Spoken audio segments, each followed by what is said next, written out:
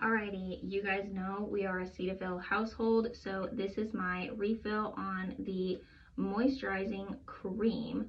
Oh, this is hard for me to, oh, there we go, get open. So, ooh, it's so bright, it's not gonna like show the cream. That's what it looks like.